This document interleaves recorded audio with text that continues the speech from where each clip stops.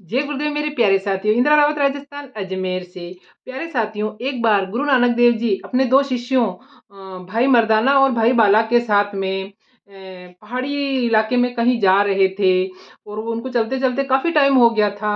और जब वो एक जगह पर पहुंचे तो वहां पर कुछ सन्यासी थे जो अपनी कुटिया बनाकर रह रहे थे और वहीं पर उनको जाना था। तो वहां जब पहुंचते पहुंचते मर्दाना भाई ने बोला कि गुरुजी बहुत ही तेज की भूख लगी है और हमें चलते हुए भी काफ़ी टाइम हो गया है, तो मेरा दूध पीने का मन कर रहा है क्योंकि बहुत तेज भूख लगी है। तो गुरु नानक जी ने कहा कि अपन तो यहाँ पर अब पहुँच ही गए हैं और जो ये सामने कुछ ऋषि मुनि दिख रहे हैं, हम इनके यहाँ ही आए हैं, तो आप जाइए और उनको बोलिए कि हमें थोड़ा सा दूध की व्यवस्था करवा दीजिए। तो जैसे ही मर्दाना भाई उनके पास में पहुंचे और उनको अपनी इच्छा बताई, तो वो ऋषि पहले से ही किसी चीज से आक्रोश में बैठे हुए थे क्योंकि उनकी कुटिया के पास में किसी किसी और ने अपनी घर बना लिया था, जिसके कारण उनको तपस्या करने में थोड़ी सी प्रॉब्लम आ रही थी। तो उन्होंने गुस्से से उसने बोल दिया कि जो तुम्हारे साथ में जो महात्मा आए हैं, क्या तुम उनको नहीं बोल सकते हो? तो वो ही दूध की व्यवस्था कर देंगे। तो झल्लाकर उन्होंने ऐसे बोला तो मर्दाना जी को अच्छा नहीं लगा और वो वापस आके सारी बात गुरु महाराज जी को आके बता दी उसने कि गुरु जी वो लोग तो ऐसे ऐसे बोल रहे हैं। तो उन्होंने बोला, गुरु नानक देव जी ने बोला कि तुम परेशान मत हो। और उसने बोला कि जो पास में कुआं दिख रहा है इसके अंदर से तुम पानी निकाल के लाओ।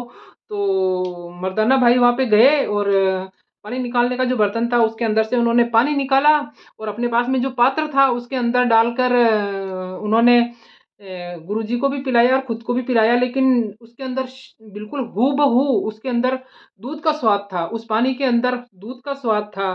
तो उसको पीने के बाद में वो तो एकदम तृप्त हो गए और उनको तो बहुत ही संतुष्टि मिल गई। तो इससे वो बहुत ही खुश हुआ। लेकिन ये बात सच है कि आज भी उत्तराखंड के अंदर वो कुआं मौजूद है और उसको दूध वाला कुएं के नाम से ही जाना जाता है और ये सच्ची घटना है। और इसी प्रकार कुछ टाइम बाद में मर्दाना भाई को तेज की प्यास लगी। तो उसने बोला कि गुरु महाराज जी बहुत तेज प्यास लगी है। तो उसने बोला कि चलो कुछ ना कुछ किया जाए।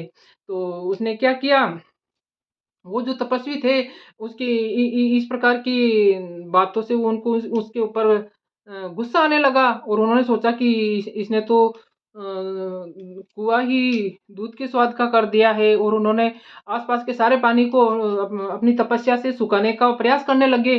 तो धीरे धीरे आसपास के जितने भी वो जलाशय थे, कुएं थे, उन सबका पानी उन्होंने सुखा दिया क्योंकि उनको तरह तरह के कर्मकांड करने आते थे। तो सारा पानी सूख गया।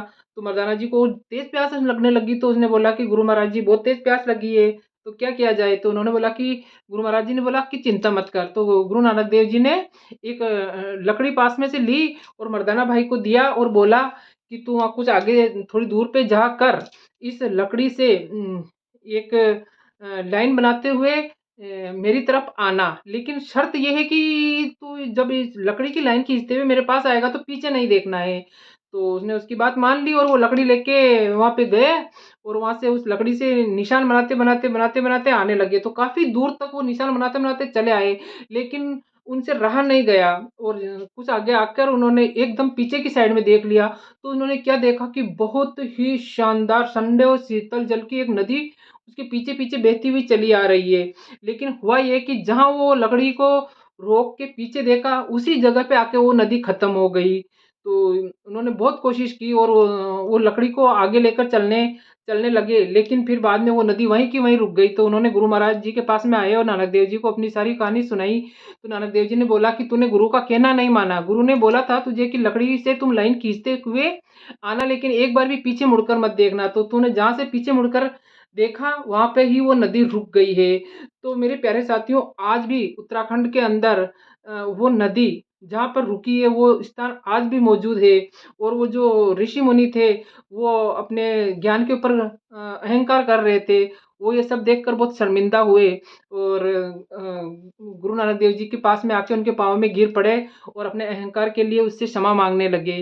तो मेरे प्यारे साथियों, ये होती है शक्ति, ईश्वर को याद करने की शक्ति और ईश्वर को मानने की और श्रद्धा रखने की शक्ति।